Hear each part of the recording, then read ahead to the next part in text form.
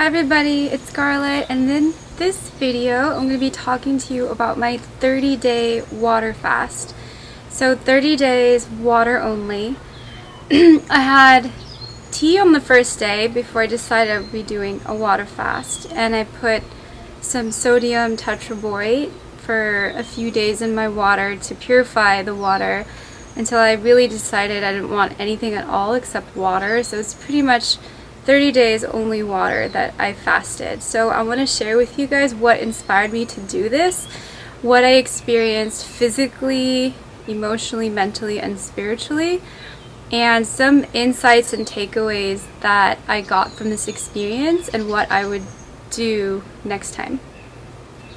So what mainly inspired me to do this fast is I have already been down the passionate rabbit hole of parasite cleansing, and in the world of cleansing, really fasting is kind of like the holy grail. Fasting is the most detoxifying thing you can do because it just gets everything out of the way and allows the body to just reboot itself to do what it knows how to intelligently do best. And one of my inspirations actually is Dr. Sebi, who I've been following and researching deeply for a while now, and he has very strongly advocated for fasting and has so many cases of people who fasted that benefited greatly, and he himself fasted a lot. I've been afraid, I've been scared since I heard you say that you gave up food for 64 days. What did you do during that 64-day period of time that sustained you, that gave you enough energy to just even get up out of the bed? Well, I was in the village of Usha in Honduras. We have thermal waters there. We have a thermal water there that has a pH of 9.8. A pH of 9.8, meaning that this substance has a high level of oxygen. And it is oxygen that the body needs. Okay. Not rice or beans or a piece of meat. It needs oxygen. That is the fuel of the body. So I drink the water, and I would eat that cusca. This is a plant that I just discovered lately. Fasting is also very well known to be practiced among yogis. It's practiced in certain tantric schools. It's practiced in Taoism. Known as bigu fasting. I was really only able to do it because of my spiritual practice and being able to trust my body. Before this, I had only done 5 days on water, and that was really tough. But somehow the 30-day water fast, I was more able to handle it and work through it, as I'll explain to you guys. So this is really a video of me sharing my personal experience. Everybody's body is different, so you gotta honor that and know what you can and can't handle. And this is really just me sharing an experience so that people who are thinking about doing a fast or are curious what it's like can hear my experience. The first week of the fast, I would say the first 5 days were pretty intense hunger-wise. I felt kind of cravings for hunger, a bit of that longing, that yearning for food, and so it's kind of more intense the first 4 or 5 days, and then something happens around the 6th, 7th day. In my experience, some people say they also have this, but in my experience it took me about a week to actually something sort of happened where I stopped feeling physically that yearning, craving for food, and it became much more a different sort of experience where the fast was not so much about I'm really hungry, I need food. It was more I need to find a way to cope with all this detoxification that's happening. So part of that detoxification is you really feel different, the body is going through something it's not really used to. And I would say the toughest thing I experienced was the the detox from the habit, from the social life and the lifestyle of eating food, and the detox from having something to feel comforted by. So I discovered on this fast that fasting is really, really intense as an emotional detox. And I never before really, I had heard before that people say like food is a drug and it's like a drug, it's addicting. And I kind of resonated with it, but I didn't really think food could be a drug because it's something we need. Our body needs food.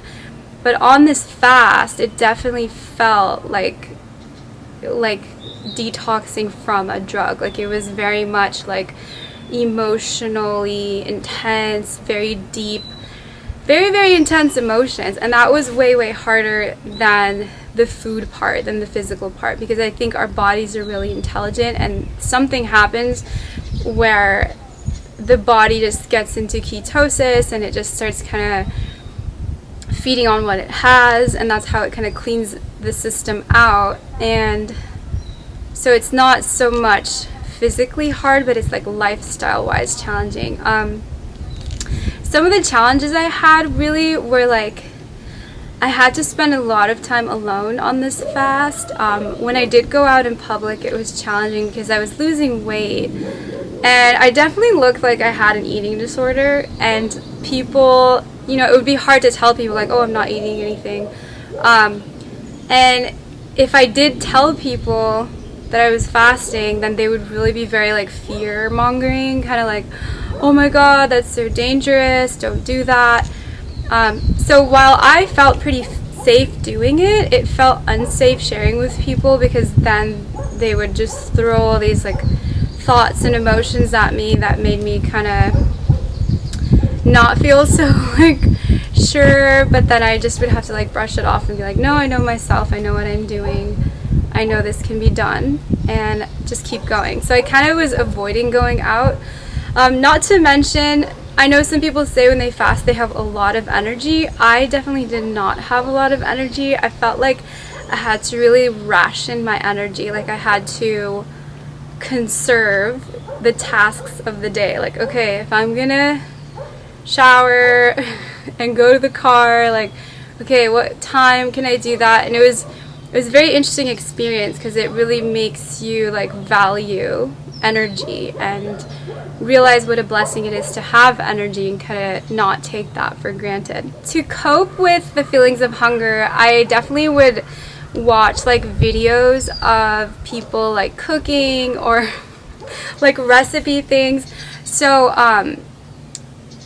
like I said, it wasn't so much the physical hunger, but my brain kind of felt like the longing for the comfort of the food. So somehow, and this was a really interesting kind of self-study information. Really, I view this as a self-experiment.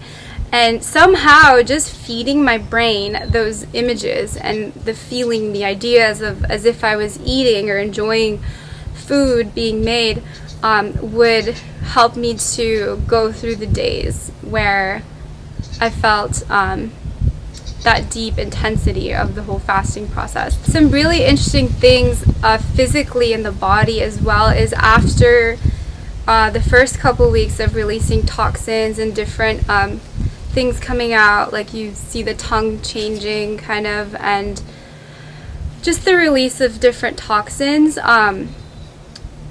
My body started really smelling very sweet, and I found that very surprising. Like it's almost like the little bits amount of sweat or my breath and stuff, it smelled very, very sweet, like very like nectar-y, and it really made me wonder about what yogis call like amrita. And I really think that the way we smell and what our body does is an indicator of how healthy you are. So I feel like because I was tapping into a new level of health, everything smelled good, and it made me really view what our body does and like the smells that we give off as like a powerful indicator of where your health is at.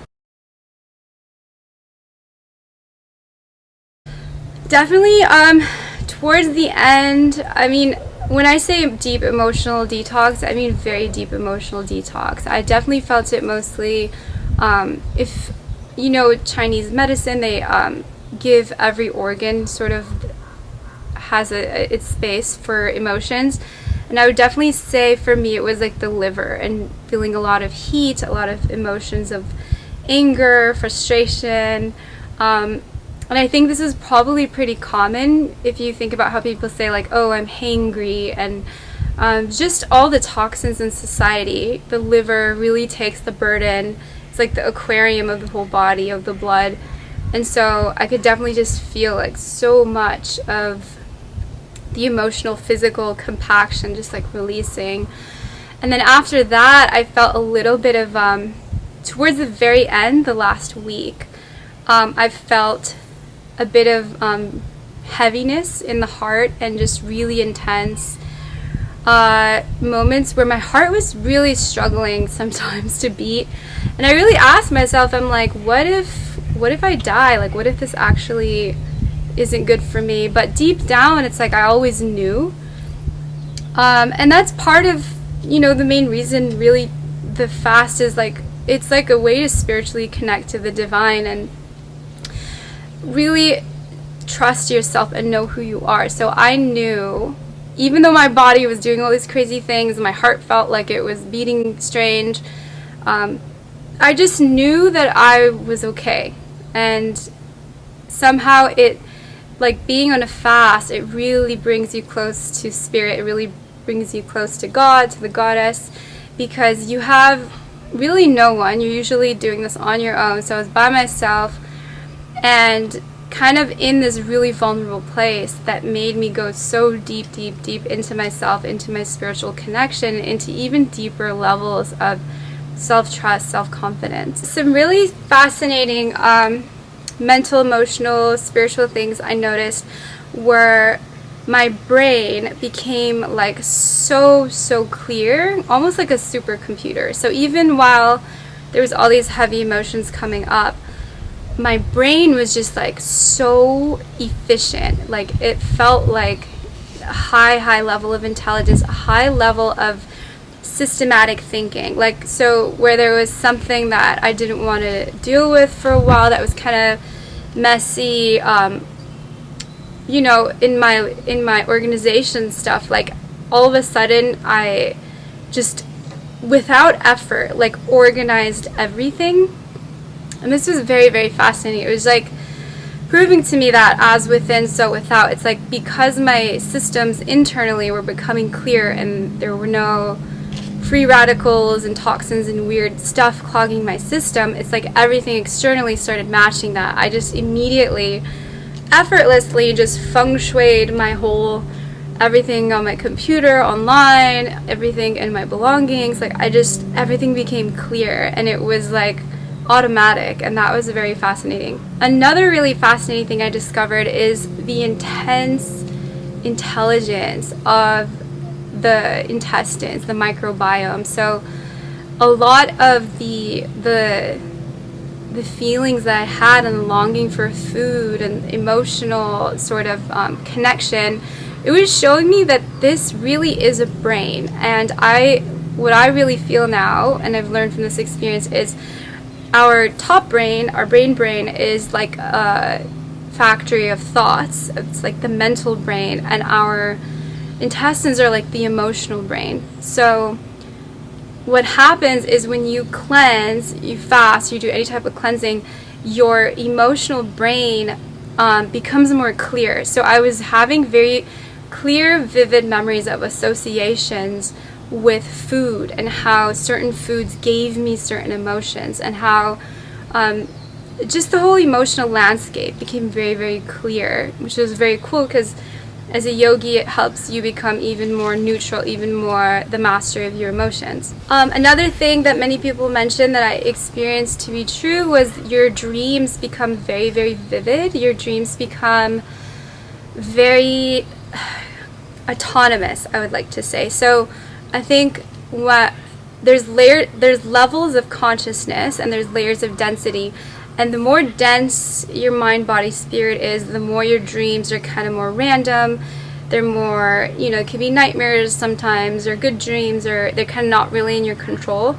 And then the more clear you are, the more your dreams are kind of more lucid, more autonomous, more of a factory of the unconscious. And if you guys know my work, I'm very deeply interested in working with the unconscious, because I believe that that's really where everything is created, that astral world, that the fertile land where thoughts and emotions and everything come from.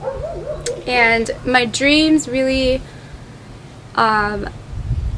became just very self-reflective. It became like a deeper love and knowing of myself and way to work with myself. So definitely helped me step deeper into my dream yoga practice.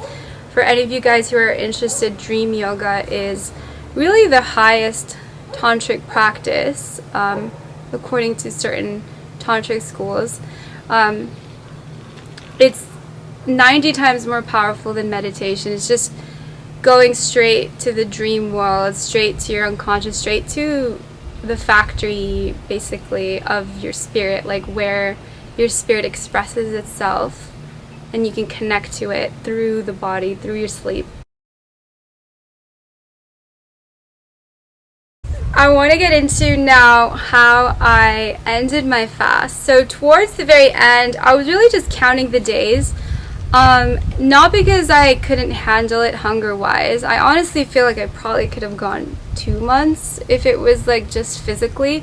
But it started getting really frustrating with the emotions and with the isolation and just the whole lifestyle. So I definitely stayed with the 30-day mark.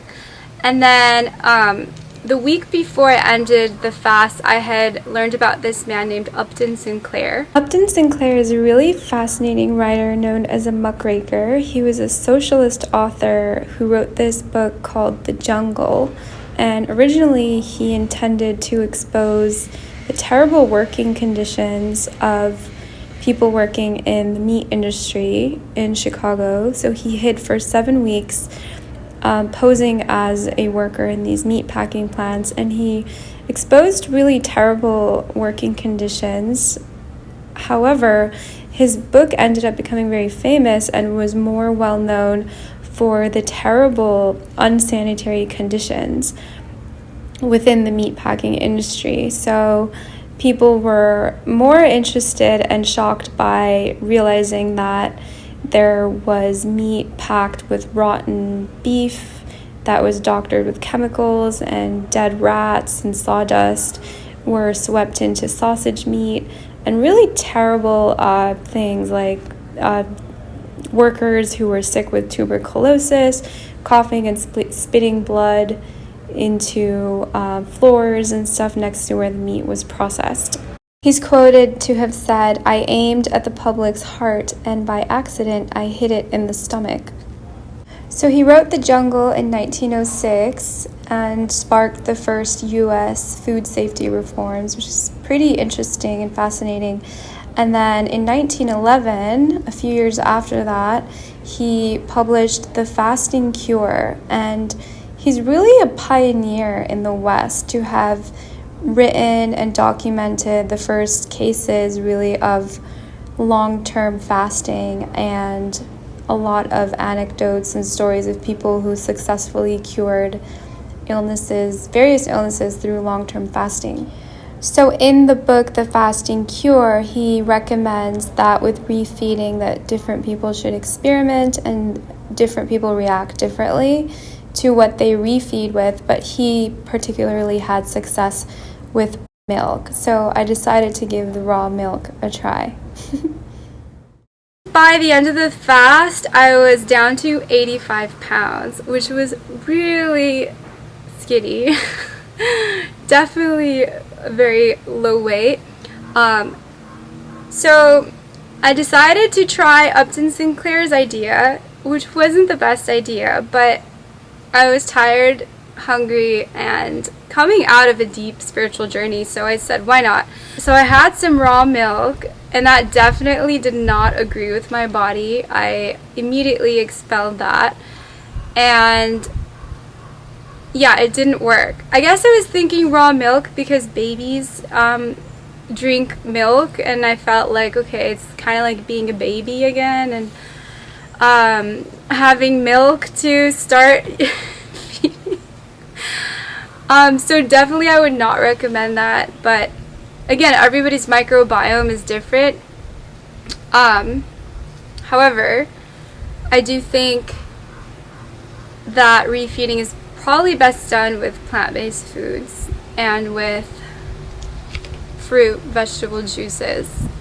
In hindsight, I definitely would have done that. And next time I probably will do that. After I broke my fast, I kind of went through something that felt really like just like a drug relapse or something. I just deeply felt so this inner sense of deprivation, even though I loved that I did the fast, but I guess physically I just kind of rebelled against myself, and I was just like, I'm never doing this.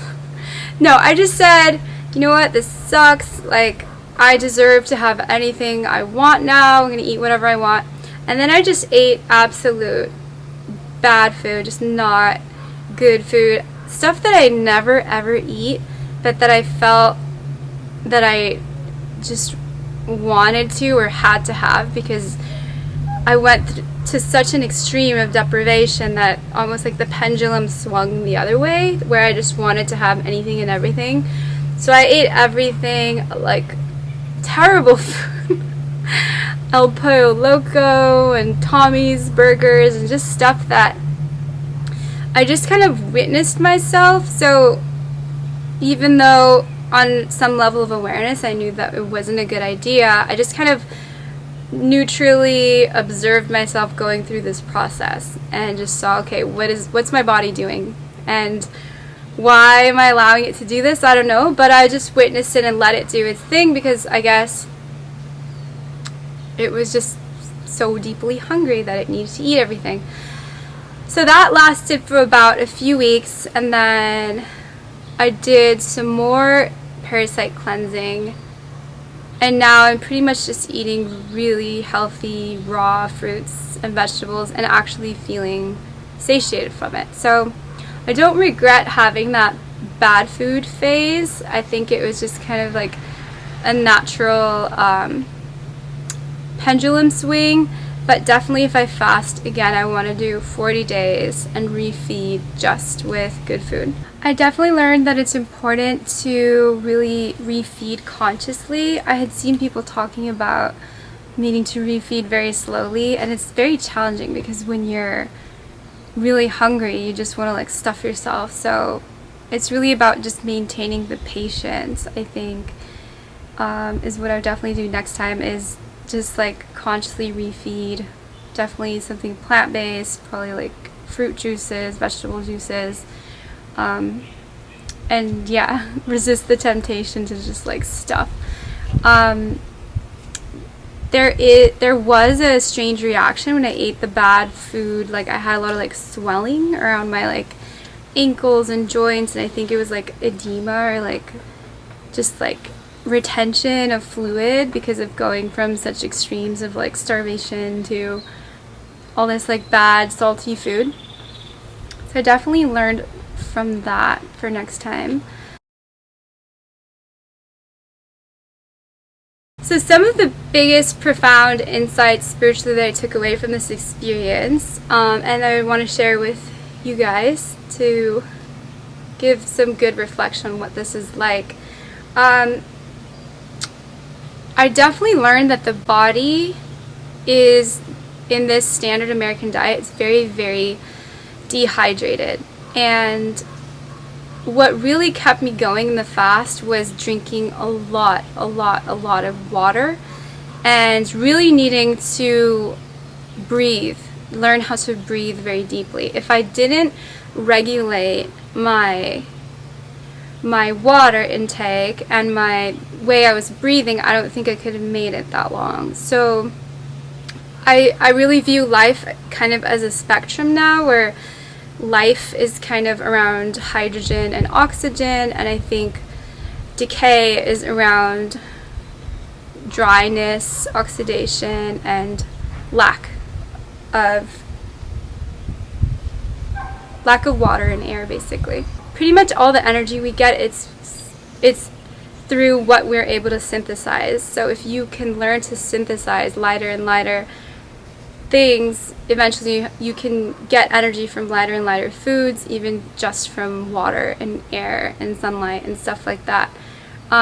It's not something that you push or force, but it's just something that happens naturally and gradually as you keep bringing awareness to how you're breathing and how you're drinking water. And I think those really are the purest forms of nourishment. Definitely a deep spiritual insight on this fast is so much of our culture is very, very food-based. I see the microbiome now as like this environment of different cultures. So there's cultures of different microbes.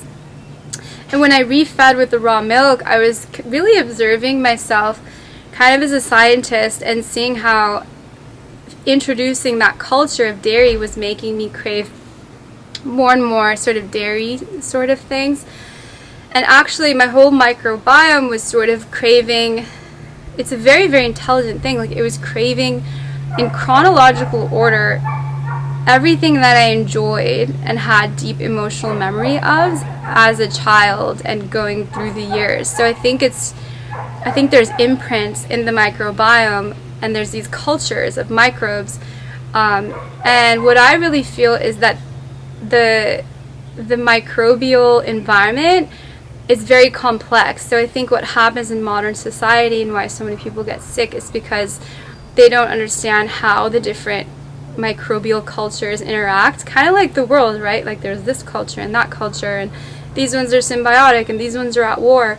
So I think the common strategy has been to like use antibiotics and then probiotics and whatever. And the fasting really showed me like I don't think we're supposed to mentally, manually think about how to deal with these microbes. The best thing is to just cleanse in whatever way that means to a person, or whatever way a person can handle cleansing, kind of clear the microbiome and then allow the intuitive, emotionally balanced intelligence of the microbiome to populate itself with the right microbes. I also really noticed that food is really related to attachment. So usually what we crave is the heavier, denser foods, which are like things that slow down the digestion, and those really relate more to attachment. The healthier you are mentally, emotionally, spiritually, the more the food you eat tends to be more free-flowing and digests quickly. So the issue with this is you have to be able to handle the emotions that come up in order for you to have that kind of lifestyle where you're eating things that digest quickly. So there's definitely a connection with attachment and the ability to eat more fluid, more easily digesting food. I definitely am very grateful for the experience. I don't regret it at all, and I would definitely do it again.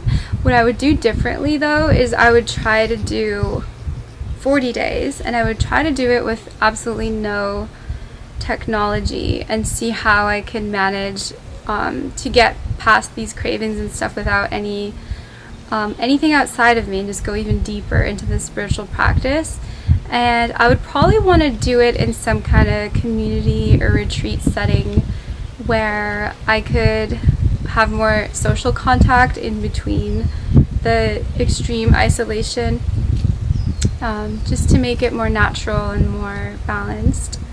This experience has left me deeply inspired to continue down my exploration of parasite cleansing and really understanding the microbiome. I think there's so much untapped intelligence literally in this microbiome, this mini life. I really think that this life inside gets projected outside into what we experience culturally, socially, emotionally, and I think that learning more about the parasites and what they're doing and how to really eradicate all types of parasites really brings back life and health and rejuvenation and joy and happiness. I feel so much better. Like, I'm consistently evolving. The more I cleanse, the more I get in touch with myself. I need less externally, so I'm more full internally, and it feels really good. So I hope this video was helpful. I hope that you guys liked it, and I hope that it's inspiring in whatever capacity, even if it inspires people just to do more cleansing, or just to eat more healthy, or even drink more water, do a 1-day fast or a 3-day fast, or whatever, you know, a person's body can handle safely. Just because I went to this extreme doesn't mean I am recommending it for everybody, but I do think that fasting is pretty miraculous and can be pretty healing, and overall just cleansing, detoxing is really a way to change your life. So thank you for watching, and let me know what you guys think in the comments. I'll see you guys in the next video.